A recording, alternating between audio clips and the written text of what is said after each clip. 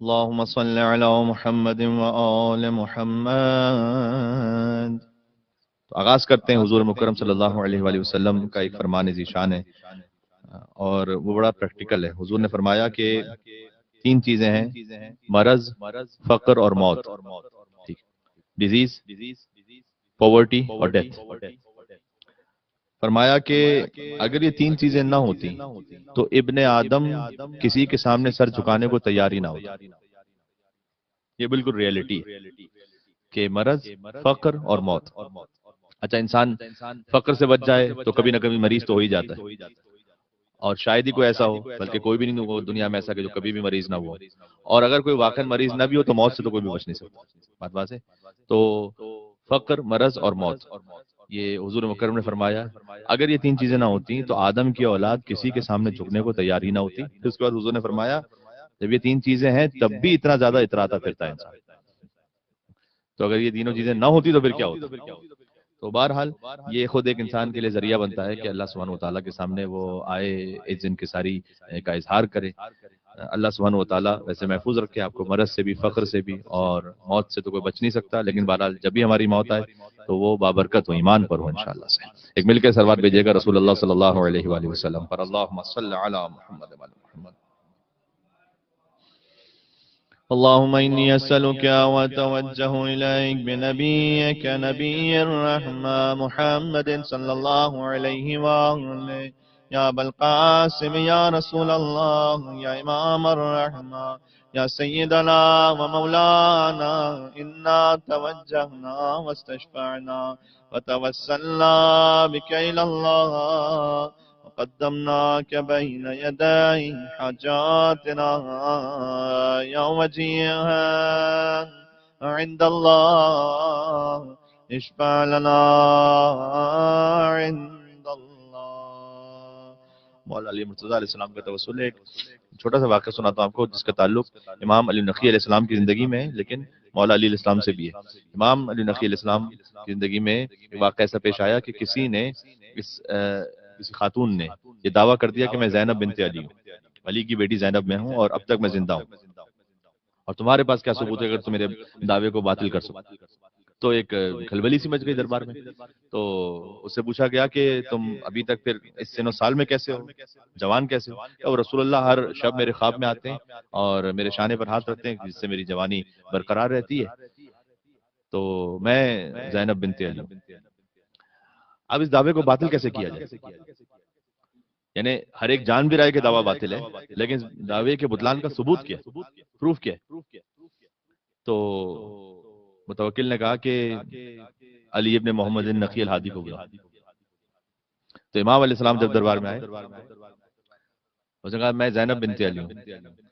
تو امام نے متوکل سے کہا کہ تو نے کچھ شیر جو پال رکھے ہیں وہ اب تک ہیں تیرے پاس؟ تو اس نے کہا جی بالکل ہیں. کہ ان شیروں کو لیا اور اس سے ان شیروں کے سامنے ڈال دیں، اس لیے کہ اگر واقعی زینب بنت علی ہیں تو شیروں پر حرام ہے علی کی ایسی اولاد کے جو خود معصومین جیسی اولاد انہیں کو نقصان پہنچا سکتے. تو اس نے سامنے پلٹ کر یہ کہا کہ اگر آپ علی کی اولاد میں اپنے آپ کو کہتے ہیں تو آپ پہلے خود تو جا کے بتائیں. تو امام علیہ السلام خود تشریف لے گئے. یہ برکت الصبا کا واقعہ امام رضا علیہ السلام کا بھی، امام علی نقی علیہ السلام کا بھی. امام فقط امام المسلمین نہیں، یہ امام المومنین نہیں، امام العالمین. جیسے اللہ رب العالمین ہے نا، ویسے امام العالمین رحمت للعالمین رسول اللہ صلی اللہ علیہ وسلم خود قرآن کے مطابق. تو امام علیہ السلام تشریف لے گئے تو کچھ شیر آئے اور ادب سے ہمہما یعنی عاجزی سے بات کرنے لگے امام علیہ السلام سے. دیکھیں شیر کی فطرت میں غرانہ، وہ کسی سے ادب سے بات نہیں کرتا، لیکن امام علیہ السلام کے سامنے وہ ادب سے کچھ کہنے لگا. ایک شیر آئے اور امام کے ساتھ باقی شیر بیٹھ گئے. تو امام علیہ السلام باہر تشریف لائے. اس نے توبہ کی کیونکہ اب اس کو جانا تھا جس نے زینب بنت علی ہونے کا دعویٰ کیا تھا. لیکن متوکل نے پوچھا کہ یہ شیر آپ سے بات کیا کر رہے تھے؟ امام نے کہا کہ ان میں سے ایک بوڑھا شیر ہے، وہ ان سے آ کر یہ کہہ رہا تھا کہ جب انہیں کھانا ڈالا جاتا ہے تو سب یہ جو جوان شیر ہیں یہ جلدی جلدی گوشت کھا لیتے ہیں اور وہ بھوکا رہ جاتا ہے. تو وہ مجھ سے کہہ رہا تھا کہ میں ان جوان شیروں سے کہوں کہ پہلے اسے کھانے دیں، ان کے بعد وہ آ کے. تو امام علیہ السلام نے کہا کہ میں جوان شیروں سے کہہ رہا تھا. اس کے بعد راوی کہتا ہے کہ جب بھی میں نے دیکھا کہ شیروں کو کھانا ڈالا جاتا ہے، انہیں گوشت ڈالا جاتا تھا، تو سارے جوان شیر ایک طرف کھڑے رہتے تھے اس بوڑھے کے احترام میں، چونکہ امام علی نقی علیہ السلام کا حکم تھا. اور جب تک وہ کھا لیتا اس کے بعد پھر وہ جوان شیر آگے کھاتے تھے. یہ ہے امام علی ابن محمد النقی الہادی علیہ السلام. ایک مل کے صلوات بھیجیں محمد و آل محمد علیہ السلام پر. اللہم صلی علی محمد و آل محمد. میرے خیال میں آپ مختلف مقامات پر آج کی کمیونٹی میں تیسرا چوتھا دن ہے کہ میں مسلسل امام علی نقی علیہ السلام پہ بات کر رہا ہوں، لیکن ہر امام کے سلسلے میں آپ بات کرتے چلے جائیے تو واقعی ایک ایسا بہتا ہوا سمندر ہے کہ کبھی نہ ختم ہونے والا فضائل کا سلسلہ ہے. سبحان اللہ، یہ ان کی عظمت ہے. سبحان اللہ. ایک شکر کے لیے کہ اللہ تعالیٰ نے ہمیں ان سے متمسک رکھا ہے. مل کے ایک اور صلوات بھیجیے گا محمد علی محمد. اللہم صلی علی محمد و محمد وآل محمد وعجل فرجهم. آئیے مولا کائنات سے توسل کرتے ہیں. یا ابا الحسن یا امیر المومنین یا علی ابن ابی طالب یا حجت اللہ علی خلق یا سیدنا و مولانا انا توجہنا واستشفعنا وتوسلنا بک الی اللہ وقدمناك بين يدي حاجاتنا يا وجيها عند الله اشفع لنا عند الله يا فاطمة الزهراء يا بنت محمد يا قرة عين الرسول يا سيدتنا ومولاتنا إنا توجهنا واستشفعنا وتوسلنا بك إلى الله وقدمناك بين يدي حاجاتنا يا وجيها عند الله اشفع لنا عند الله. امام حسن مجتبی علیہ السلام کا توسل ہے آل محمد میں سے، لیکن اہل بیت علیہ السلام آل محمد تو ہیں، لیکن اب میں آپ سے لفظ کہوں آل اللہ بھی. اللہ کی آل کا مطلب کیا ہو؟ یہ میں نے لفظ کیوں کہا؟ یہ لفظ میرا اپنا نہیں ہے، یہ امام علی النقی علیہ السلام کی زیارت میں السلام علیک یا آل اللہ. ترجمہ اس کا کیا ہے؟ اے اللہ کی آل آپ پر سلام. تو اللہ کی تو کوئی اولاد ہے نہیں، اللہ کی تو کوئی اولاد ہے نہیں. لم یلد ولم یولد. اس کو کہتے ہیں یہ اضافہ تشریفی ہے، یعنی یہ کہ کوئی اتنا قریب ہو کسی سے. مثال میں آپ کو دوں، کبھی آپ نے دوست کو کہتے ہیں یار یہ تو میرا جگر ہے، تو واقعی کیا وہ جگر ہے آپ کے جسم کے اندر؟ وہ ہے نہیں. یہ آپ مثال دے رہے ہیں، مثال دے رہے ہیں کہ جیسے کہ یہ جگر خون کو صاف کر رہا ہوتا ہے اور میری زندگی کے لیے اتنا اہم ہے اور اتنا میرے قریب ہے، یہ ویسا ہے. آل اللہ السلام علیکم آل اللہ، یہ امام علی نقی کی زیارت میں، یعنی کوئی اللہ سے اتنا قریب ہو، اتنا قریب ہو، اتنا قریب ہو کہ جیسے اس کو آل اللہ کہہ دیا جائے. یہ امام علی نقی علیہ السلام. اور امام کی زیارت میں السلام علیکم سر اللہ، السلام علیکم حق اللہ. یہ دو جملے وہ ہیں. میں آیت اللہ وحید خراسانی کی ایک تقریر سن رہا تھا جو انہوں نے امام علی نقی علیہ السلام پہ کی، وہ یوٹیوب پہ موجود ہے. تو اس میں انہوں نے امام علی نقی علیہ السلام کی زیارت کی تشریح کرتے ہوئے تھوڑا سا اس بات کو بیان کیا کہ یہ جو دو فقرے ہیں، السلام علیکم سر اللہ، اے اللہ کے راز علی النقی آپ پر سلام، اور اے اللہ کے حق علی النقی آپ پر سلام. اللہ کا حق ہے علی النقی. کہتے ہیں شیخ یعقوب کلینی سے لے کر آج تک کے علماء فقہا اس بات پر انگشت بدندہ ہیں کہ اس کے معنی کیا، حقیقت کیا اس کی کہ اللہ کا راز کہا گیا ہے امام علی نقی علیہ السلام. کیا مطلب ہے؟ یہ خود امام ہی جانتے ہیں. اس زیارت کی اصل تشریح اللہ کا حق کہا گیا ہے کسی کو، وہ کیا ہے امام علی نقی علیہ السلام خود جانے یا ان کے آباء و اجداد اور ابناء طاہرین جانے. بہرحال آل محمد علیہ السلام کے جو آل اللہ بھی ہیں زیارت کے مطابق، مل کے ایک اور صلوات بھیجیے گا ان کی ذات گرامی پر. اللہم صلی علی محمد و آل محمد. یا ابا محمد یا حسن ابن علی ایہا الزکی، یا ابا محمد یا حسن ابن علی ایہا المجتبی یا ابن رسول اللہ یا حجت اللہ علی خلقہ یا سیدنا و مولانا انا توجہنا واستشفعنا وتوسلنا بک الی اللہ وقدمناک بین یدی حاجاتنا یا وجیہا عند اللہ اشفع لنا عند الله يا أبا عبد الله يا حسين ابن علي أيها الشهيد يا ابن رسول الله يا حجة الله على خلقه يا سيدنا ومولانا إنا توجهنا واستشفعنا وتوسلنا بك إلى الله وقدمناك بين يدي حاجاتنا يا وجيها عند الله اشفع لنا عند اللہ. اس مناسبت کے صدقے میں آپ سے یہ کہنا چاہوں گا کہ میں نے آپ سے مجلس میں بھی ریکویسٹ کی تھی کہ زیارت غدیر امیر المومنین جو تعلیم کرتا ہے امام علی نقی علیہ السلام، اس کو آپ ضرور پڑھیں اور دیکھیں. تو میں ساتھ میں اس کے کچھ فقرے پڑھتا ہوں. ایک دفعہ یہ ہے کہ ہم کہیں مولا علی سے کہ آپ امیر المومنین ہیں، ایک دفعہ امام علی نقی کہیں کہ السلام علیکم یا امیر المومنین، آپ امیر المومنین ہیں اے علی. آمنت باللہ وہم مشرکون. یہاں امام نے تولا بھی کیا، تبرہ بھی کیا کہ آمنت باللہ، اے مولا علی آپ ایمان رکھتے تھے اللہ پر، ایمان لے کر یا ترجمہ بظاہر یوں بنے گا ایمان کا اظہار کیا، وہ مشرکون، اور وہ مشرک تھے. اب وہ کون ہے وہ آپ کو سمجھتے ہیں. اور آپ تصدیق کر رہے تھے حق کی جبکہ وہ تکذیب کر رہے تھے. ہم کا صیغہ استعمال ہوتا ہے پرولل کے لیے، پرولل یعنی کم سے کم 3 یا اس سے زیادہ. تو وہ آپ تصدیق کرتے تھے حق کی، وہ تکذیب کرتے تھے. آپ وجاہد تھا، آپ جہاد کرتے تھے، وہم محجمون، اور وہ ڈر کے بھاگتے تھے. تو یہ امام علی نقی علیہ السلام نے یہاں تولا بھی کیا زیارت میں اور تبرہ بھی کیا. دیکھیں وہ اصحاب با وفا کی جنہوں نے اہل بیت علیہ السلام کے ساتھ وفا کی، ان کے قدموں کی خاک ہماری آنکھوں کا سرما ہے. لیکن جو رسول اللہ کو اور رسول کو چھوڑ کے چلے گئے، ان کے لیے قرآن نے بھی جو کچھ کہا ہے وہ بڑا واضح ہے. کسی نے بڑا اچھا کہا تھا ایک موقع پر کہ تاریخ کے میدان میں دیکھا ہے اکثر، تاریخ کے میدان میں دیکھا ہے اکثر، اصحاب کی رفتار تھی رہوار سے بہتر. تو کچھ ایسے تھے کہ جو رہوار سے بھی زیادہ تیز بھاگنے والے تھے. تو امام علی نقی علیہ السلام فرماتے ہیں زیارت میں کہ اے علی بن ابی طالب آپ جہاد فرماتے تھے جبکہ وہ ڈر کے بھاگتے تھے. یہ خود فقرہ زیارت ہے امام علی نقی علیہ السلام. چلیں امام علی زین العابدین علیہ السلام کی خدمت میں کہ جو سلسلہ امامت کے دوسرے علی ہیں.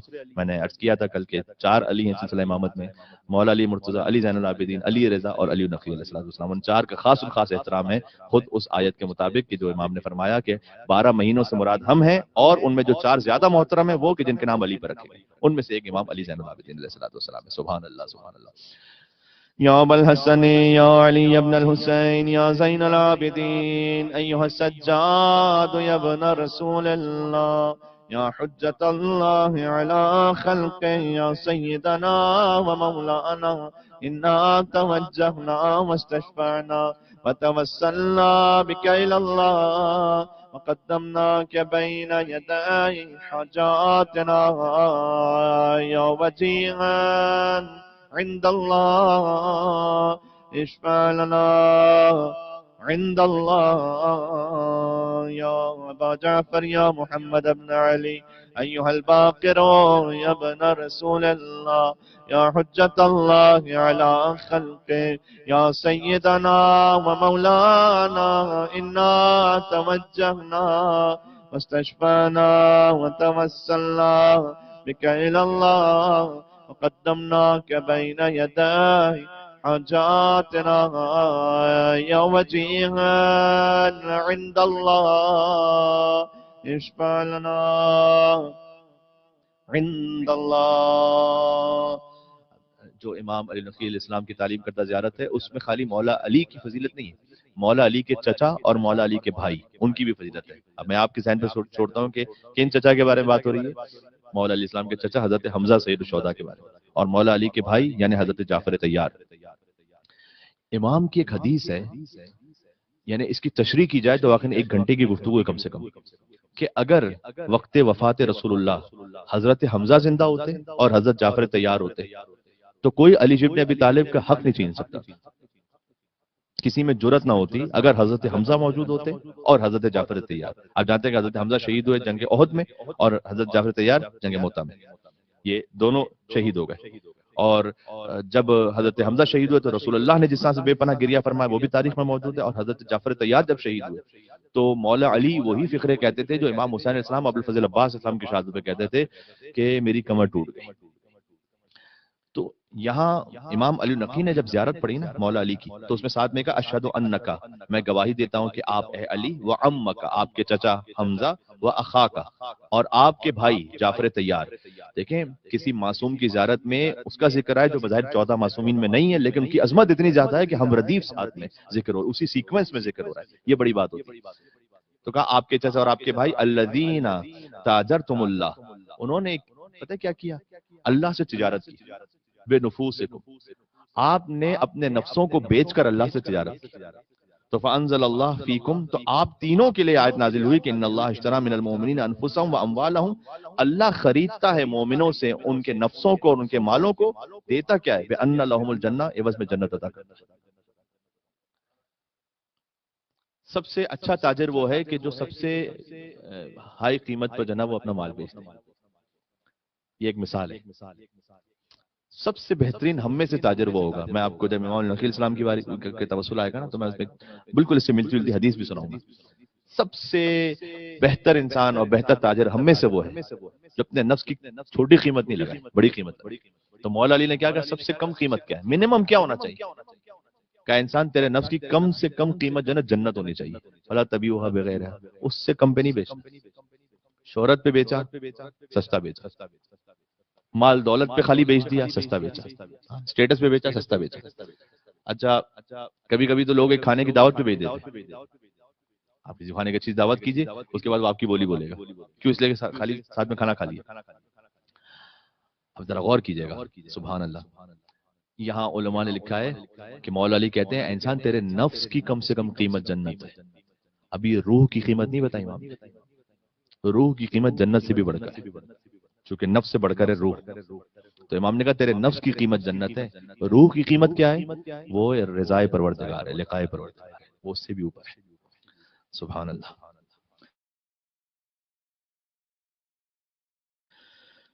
یہ فضائل تھے کہ جو امام علی نقی علیہ السلام نے زیارت میں بیان کی۔ ہم امام جعفر صادق علیہ السلام کا توسل پڑھتے ہیں اس دعا کے ساتھ کہ اللہ تعالیٰ ہمیں فقہ جعفری پر باقی رکھے، اور باقی رکھنے یعنی استقامت ہم دکھائیں اس پر، اور ہماری نسلیں باقی رہیں انشاءاللہ۔ فقہ جعفری کا مطلب فقط فقہ نہیں بلکہ مذہب جعفری انشاءاللہ۔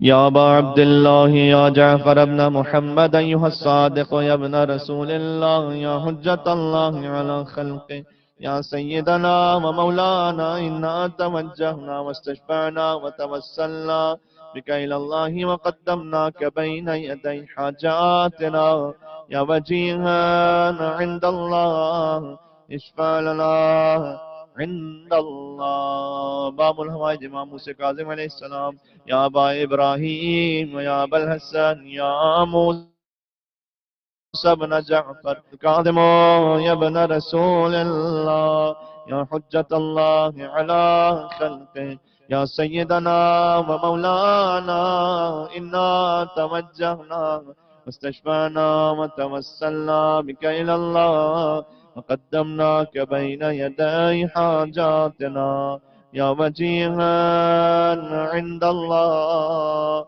اشفع لنا۔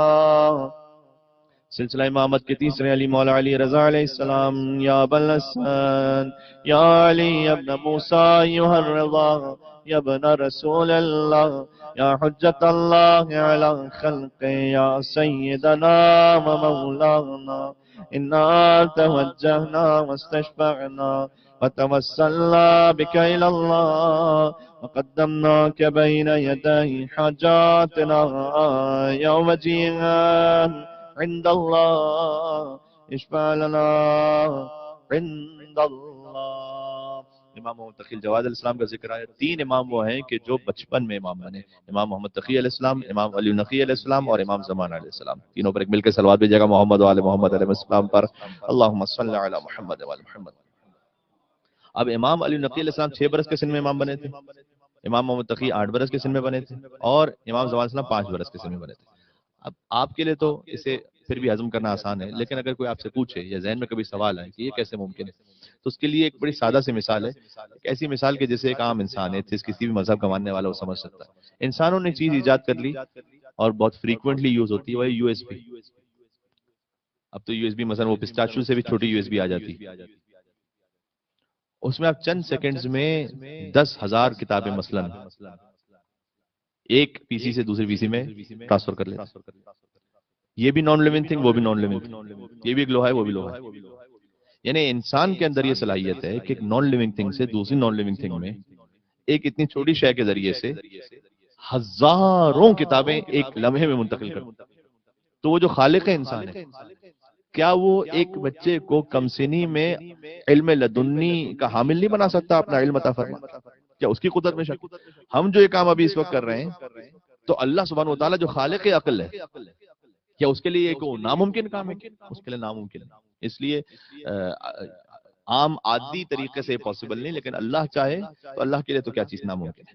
وہ سبحان اللہ۔ امام محمد تقی علیہ الصلوۃ والسلام، ان کا وسیلہ دنیاوی تمام حاجات کے لیے بڑا مؤثر ہے، تو قرض کی ادائیگی کے لیے مریضوں کی شفا یابی کی نیت سے انشاءاللہ اس کو پڑھیے گا، اور وہ ست رزق کو شامل کرتے ہوئے، اور اگر کسی کے لیے اس کے ڈاکومنٹیشن میں اور کوئی معاملات ہیں، ان تمام نیتوں کو ذہن میں شامل رکھتے ہوئے، یا ابا جعفر یا محمد ابن علی ایھا التقی الجواد یا ابن رسول اللہ یا حجت اللہ علی خلقہ یا سیدنا و مولانا انا توجہنا واستشفعنا وتوسلنا بک الی اللہ وقدمناک بین یدی حاجاتنا یا وجیہا عند اللہ اشفع لنا عند اللہ۔ خود امام علی نقی علیہ السلام کا وسیلہ جن کی مناسبت ہے،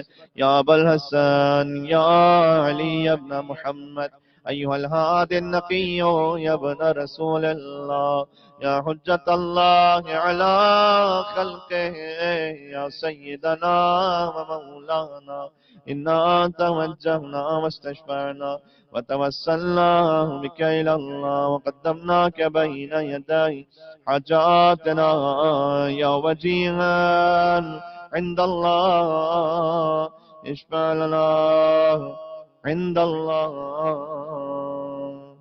امام علیہ علیہ السلام کی ایک حدیث ہے کہ دنیا سوق، دنیا ایک بازار ہے، مارکیٹ ہے۔ اچھا، مارکیٹ سے جب تشبیہ دی نا امام نے، ہر تشبیہ میں کوئی وجہ شباہت ہونی چاہیے۔ تو آپ کہتے ہیں مولا علی شیر خدا، شیر تو شجاعت کی تشبیہ ہے یہاں پر، تو کیوں امام علیہ السلام نے کہا کہ دنیا ایک بازار ہے؟ پھر فرمایا کہ ربح فیہا قوم، اس میں ایک قوم فائدہ لے گی وخسر آخرون، باقی خسارہ اٹھائیں گے۔ عربی زبان میں دو لفظ ہیں نقصان کے لیے بڑے کامن، ایک خسارہ، ایک ضرر، ہمارے بھی بولے جاتے ہیں۔ یہاں امام نے ضرر کا لفظ نہیں کہا، خسارے کا لفظ کہا۔ کیوں، کیا فرق ہے؟ قرآن میں بھی ضرر کا لفظ نہیں، خسارے کا لفظ ہے۔ قرآن میں یہ نہیں کہا اللہ سبحانہ وتعالیٰ نے کہ والعصر ان الانسان لفی ضرر، والعصر ان الانسان لفی خسر، انسان خسارے میں، ضرر میں نہیں کہا، خسارے میں۔ کیا فرق ہے؟ جبکہ دونوں کا بظاہر مطلب نقصان ہے۔ ضرر بھی ہم نقصان میں کہتے ہیں، خسارہ بھی نقصان میں۔ ضرر کہتے ہیں اس نقصان کو کہ جس میں آپ کا مین کیپٹل بچ جائے۔ مثلا ایک شخص ہے، کپڑا بیچنے کے لیے گیا، نہیں بکا، واپس آیا، دن بھر کھڑا ہو کے واپس آ گیا، تو کپڑا اپنا پورا لے کر آیا نا، تو اصل سرمایہ تھا وہ بچ گیا، لیکن آج ضرور اس نے یہ کیا کہ سارا دن لگایا تو فائدہ نہیں ہوا، یہ ہے ضرر۔ لیکن ایک انسان ہے جو برف بیچنے گیا، وہ برف نہیں بکی اس کی، تو وہ اصل سرمایہ لے کے اب نہیں آیا واپس۔ اگر 100 کلو لے کر گیا تھا تو اب 90 کلو لے کر آیا، تو ایکچوئل جو سرمایہ تھا اس کو بھی کم کر کے آ رہا ہے، اس کو کہتے ہیں خسارہ۔ اے انسان تو خسارے میں، ضرر میں نہیں، یعنی اصل جو کیپٹل ہے نا وہ بھی جا رہا ہے سرمایہ، وہ کیا ہے؟ ہماری آپ کی ایج۔ ماشاءاللہ والدین بڑے خوش ہو کر بچوں کی برتھ ڈے مناتے ہیں، جو سرمایہ گزر گیا اور تھوڑا جو رہ گیا، تو اب جو گزر جاتا ہے اس کے لیے ہم کہتے ہیں کہ بھئی ٹھیک ہے، ہیپی برتھ ڈے، جبکہ وہ 1 سال گزر چکا ہوتا ہے عمر سے۔ تو ہم سرمایہ بہرحال اپنا گزار رہے ہیں۔ اس وقت آپ جو ہے تشریف فرمائیں، تو ہر انسان اپنا سرمایہ لمحہ بلمحہ اس کا ختم ہو رہا ہے، برف کی طرح۔ تو ہر انسان ویسے خسارے میں ہے، کیوں؟ اس کا مین کیپٹل بھی ختم ہو رہا ہے۔ کون فائدے میں ہے؟ الا الذین آمنوا، جو وقت ایمان سے گزر رہا ہے، وعملوا الصالحات، نیک کام میں گزر رہا ہے. تو یہ جو وقت آپ کا گزر رہا ہے نا، یہ خسارے میں نہیں، یہ نفع میں. اس لیے کہ ذکر امام النقی علیہ السلام نے گزرا. تو اس لیے امام النقی علیہ السلام نے گویا اسی آیت کی آپ تشریح سمجھ سکتے ہیں. امام نے کہا کہ دنیا ایک مارکیٹ کی طرح ہے، دیکھو یا فائدہ اٹھاؤ گے یا نقصان اٹھاؤ گے، نقصان بھی خسارے والا، اصل کیپٹل بھی جائے گا. تو سوچ سمجھ کے دنیا کے لیے ایک ایک لمحہ بڑا قیمتی ہوتا ہے انسان کا. ماشاءاللہ آپ ایسا کیجئے، ایک ایسی عبادت ہے کہ جس کا ثواب اتنا زیادہ ہے نا کہ اللہ تعالیٰ نے ایک فرشتہ خلق کیا ہوا ہے، اس کے ہزار ہاتھ ہیں. اب اللہ جانے وہ ہاتھ بھی کتنے بڑے کس کیفیت کے ہیں، ہر ہاتھ میں ہزار انگلیاں ہیں. اور اس کو اللہ تعالیٰ نے صلاحیت دی ہے کہ دنیا جہاں کہیں بارش ہو، وہ بارش کے قطروں تک کا حساب رکھتا ہے دنیا کی ہر جگہ. یہ کتنے قطرے، میرے خیال میں شاید آج بھی سائنس جو ہے وہ ایک حد تک کنکلوڈ کر کے بتلا دیتی ہے کہ مطلب کتنے میٹر بارش ہوئی، لیکن کتنے ڈراپس ہوئے I think nobody can tell. وہ فرشتہ اس کا حساب رکھتا ہے. اس فرشتے نے ایک مرتبہ اللہ سبحانہ و تعالیٰ سے کہا کہ پروردگار تو نے مجھے یہ طاقت اور صلاحیت عطا کی ہے، لیکن میں ایک شے کو لکھنے سے عاجز ہوں. بارش کے قطروں کو لکھ لیتا ہوں پوری دنیا میں، ایک شے کو لکھنے سے عاجز ہوں. وہ کیا ہے؟ جب تیرے حبیب کے کچھ چاہنے والے مل کر بیٹھ کر ان پر ان کی آل پر درود بھیجتے ہیں، تو تو جتنا ثواب انہیں عطا کرتا ہے اس کا حساب لکھنے سے عاجز، وہ نہیں لکھا جاتا. اللہم صلی علی محمد و آل محمد. تو آپ نے اپنے خسارے کو نفع میں بدل دیا، اس لیے کہ وہ ثواب حاصل کر لیا کہ جس کا اجر وہ فرشتہ بھی نہیں لے سکتا جو بارش کے قطروں کا حساب لے سکتا. یہ ہے بیت علیہ السلام کی عظمت. چند لمحے گزار لیجئے ان کی صحبت میں، ان کی بارگاہ میں، تو اللہ جانے یہ کہاں سے کہاں انقلاب برپا کر دیتے ہیں. حور نے چند لمحے تو گزارے تھے امام حسین علیہ السلام کی خدمت میں. تو اب دنیا میں کہیں امام حسین کا کوئی ایسا اشرہ نہیں جہاں حور کا ذکر نہ ہو.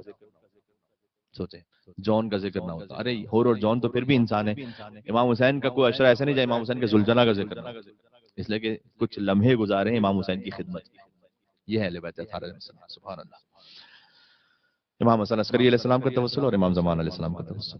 یا ابا محمد یا حسن ابن علی ایہا الزکی العسکری یا ابن رسول اللہ یا حجت اللہ علی خلق یا سیدنا و مولانا انا توجہنا واستشفعنا وتوسلنا بک الاللہ وقدمناک بین یدائی حاجاتنا یا وجیہا عند اللہ اشفع لنا عند اللہ.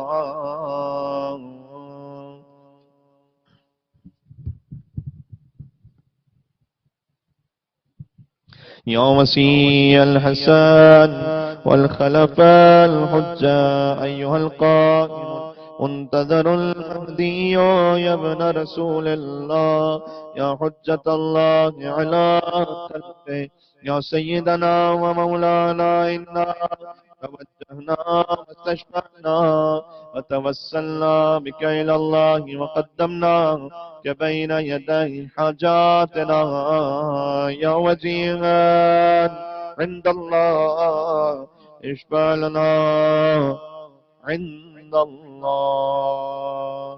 ہم روایت میں کہ اپنی حاجت طلب کیجئے، انشاءاللہ اللہ سبحانہ و تعالیٰ سے 14 معصومین کے صدقے میں حاجت پوری ہوگی.